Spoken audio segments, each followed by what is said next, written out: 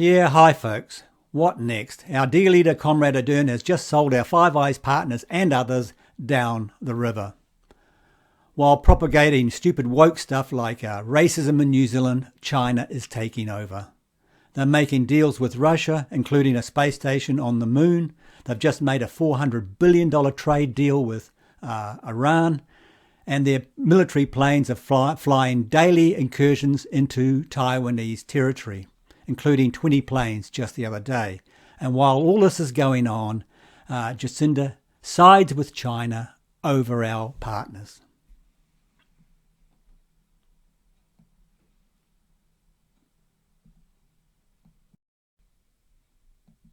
I know there are many New Zealanders right now watching this show too. Sky News goes out to your beautiful, beautiful islands. I love New Zealand, but I have to ask you, what are you doing to us? What? Your government, your Prime Minister, why are they letting Australia hang in the wind? Why are they not backing us up in this very serious confrontation with the Chinese dictatorship that's now even preparing for war in our region?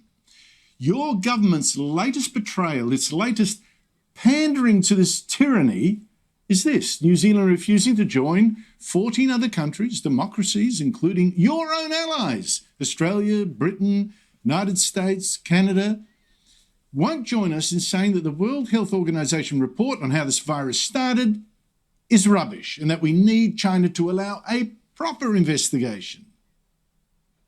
Now, I'm talking here about the report from the team whose visit to China was very tightly controlled, a team that, despite all that, said, oh, no, this virus almost certainly did not escape from one of the two Chinese labs that, what a coincidence, worked on bat viruses like this in the very city, Wuhan, where this pandemic actually started.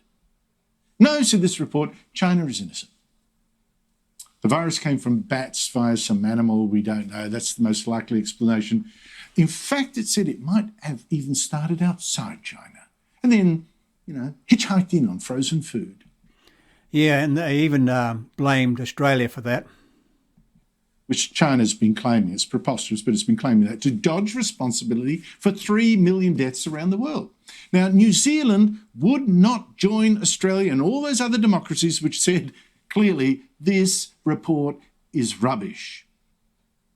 New Zealanders, your backstabbing government said today it would not sign this joint letter that we signed, saying, no, it wants an independent analysis to ensure it understands the science before making any comment. I tell you what, a cop-out.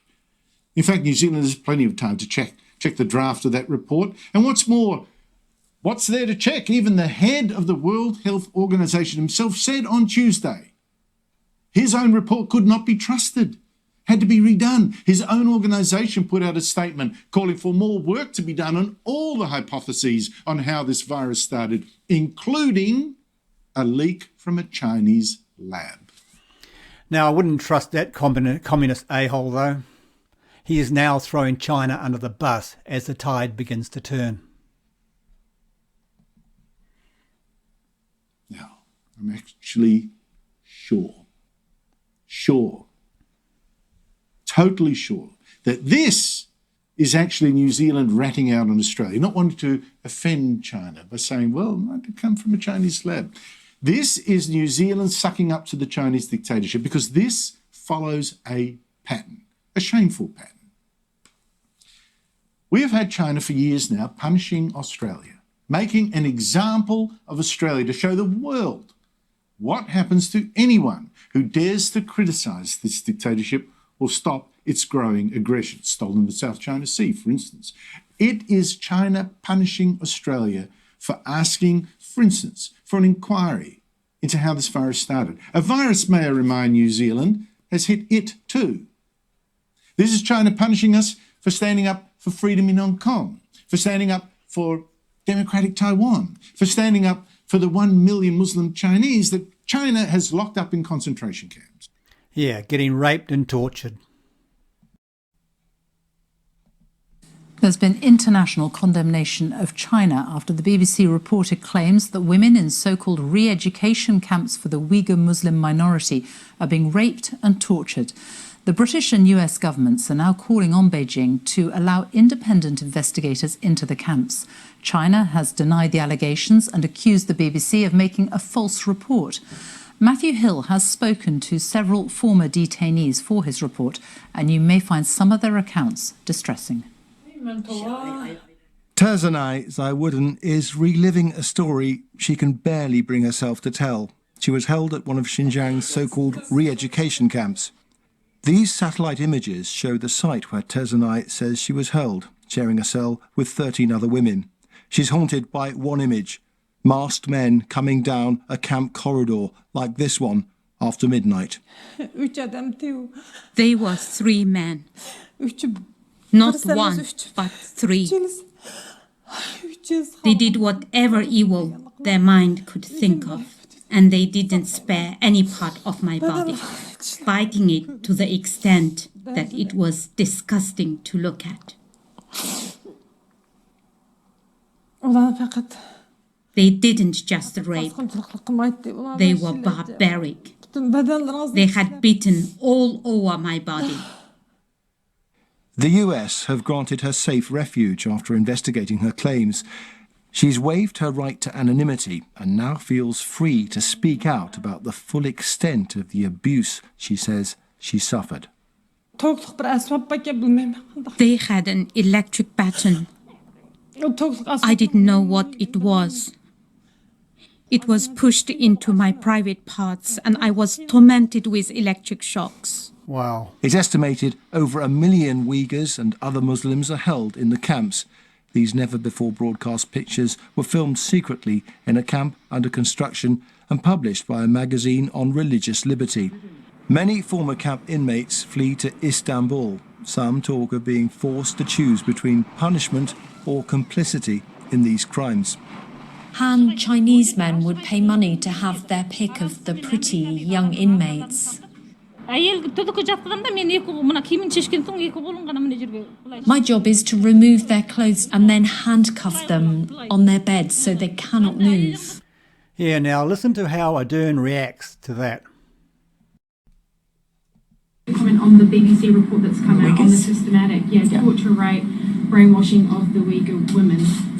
What's your comment? We have consistently as a nation raised concerns around what we've seen with the Uyghurs. We've raised it at the highest level. I raised it face to face with the leadership when we were in Beijing. This report just adds to that concern. Oh, she's concerned. And it's punishing us for standing up for freedom. And for that, we've been smashed by China. Our exports are banned, any of them. Meetings with ministers banned. 2 Australians arrested on fake charges of spying. Our soldiers smeared with a doctored photograph actually sent by China's foreign ministry around the world of an Australian soldier cutting a boy's throat. Yeah, cutting an Afghan boy's throat. And Ardern's reaction to that? Of course, we do observe closely what happens across the ditch, as they do with us. I've seen some of the latest discussion over what was a Twitter image, which we've seen a lot of commentary over. New Zealand has registered directly with Chinese authorities our concern over the use of that image. It was an unfactual post, and of course that would concern us. Oh, again, she's concerned. Now listen to her a couple of weeks ago in Christchurch. Sadly, if we assume that before that day in our history, our Muslim community hadn't experienced hatred and racism, we would be very wrong. In the aftermath of the terror attack, I heard the stories of women who were frequently harassed because they were easily identifiable as Muslim, of children whose earliest experiences of racism were in their school grounds, of horrible and dehumanizing experiences that were so common that perhaps most devastating of all, some gave up on doing anything about it. Yes, when speaking to New Zealanders, she's quite happy to call all of us racists and haters. But when it comes to China, she's concerned.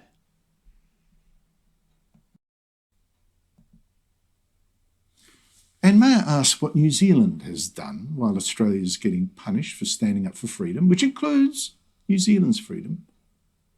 New Zealand sold us out. It has blamed us for the democracy bullying us. It's our fault. I mean, Britain has defended us. The US has defended us. Even NATO over there in Europe last week defended us. But New Zealand, the NZ in Anzac, no way. Its trade minister, what a sellout that man, told us instead to pull our head in, to go and crawl to China's dictator, so that China would perhaps then reward us like it rewards New Zealand, you know, like with little biscuits for being a good doggy. That upgraded free trade deal it gave New Zealand just last January.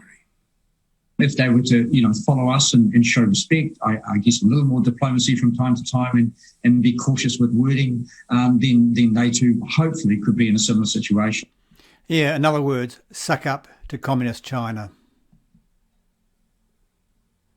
New Zealanders, aren't you embarrassed that Yep. China loves your trade minister telling us to kowtow to Beijing like you do? And that China even called on Australia to now copy your man in humbling ourselves. And this kind of rubbish treatment from New Zealand keeps coming. New Zealand's Foreign Affairs Minister, who wears her far-left politics on her face, So true.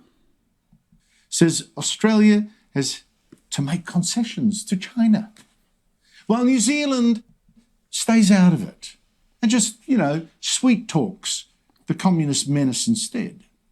Their bilateral relationship is a matter for them to resolve and work through. Do I believe that there might be an opportunity for New Zealand to create a different environment to have a conversation? Yes, I do. Let me tell you what's really going on here and why this is so dangerous and why what New Zealand is doing is so immoral and short-sighted. It is not true that New Zealand is staying out of this. Far from it. In fact, New Zealand is acting as China's patsy, its useful idiot, its wedge of the West. Because China is not just punishing Australia for resisting this very aggressive dictatorship and showing, the world what happens to its critics.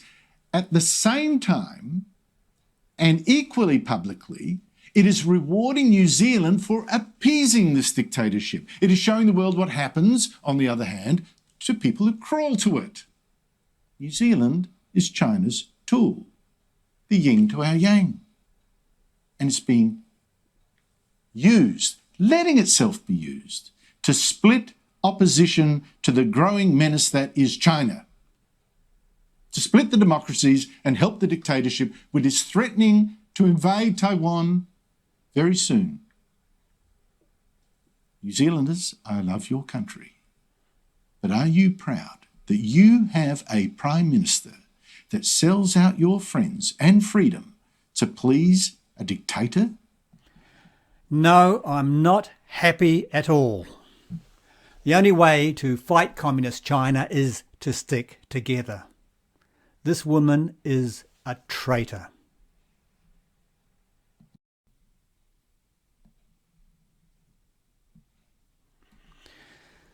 Yeah, now folks, in respect to the Muslims in China, I really have no stake in the game because radical Islam and communist China are equally dangerous for this world. But I really can't stand the rank hypocrisy that comes from our D-leader. In New Zealand, she's all over Muslims, but when it comes to China, she's nonchalant.